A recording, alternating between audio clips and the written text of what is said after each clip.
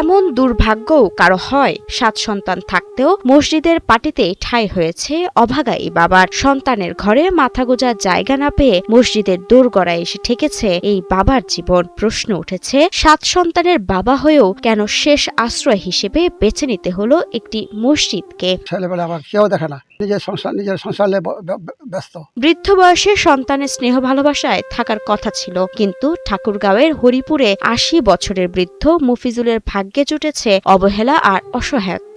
7 ছেলে মেয়ে থাকা সত্ত্বেও কেউ খোঁজ রাখে না তার। আমার ছেলে মেয়ে 5 জন, আমি ওগুলো আমার সংসারে ভারী, আমার বাপকে আমি কি দেখবো?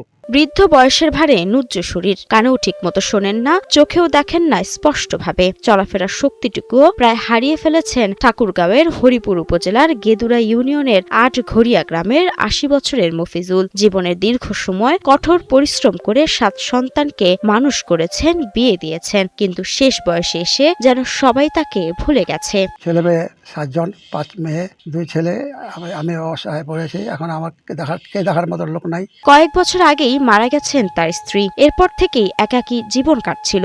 সম্প্রতি টানা বর্ষণে ভেঙে পড়ে তার একমাত্র মাটির ঘর। মাথা গোঁজার ঠাঁই না থাকায় এখন আশ্রয় নিয়েছেন গ্রামের একটি ওয়াক্তিয়া মসজিদে। এই বাড়িটাই ওনার শেষ সম্বল ছিল। অতিরিক্ত বৃষ্টি হওয়ার কারণে, ঝড় বৃষ্টির কারণে ওনার ঘর বাড়ি ভেঙে গেছে। উনি অনেক অসহায়, ওনার থাকার জায়গাও নাই। এনার বয়স হলো 80 বছর, এই জায়গায় থাকতো এই রুমে।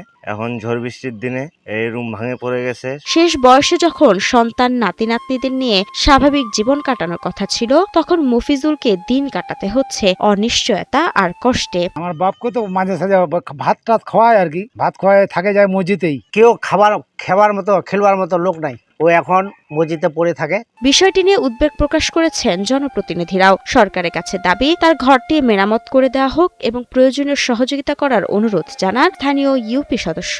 তারা নিজ নিজ সংসার নিয়ে ব্যস্ত, তাদের সংসারও ভারী হয়ে গেছে। এই লোকটিকে দেখার মতো বর্তমানে কেউ নেই।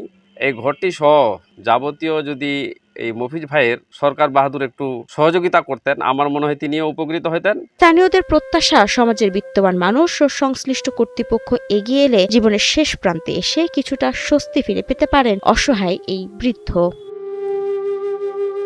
মাহমুদা মুন্নি, ৭১।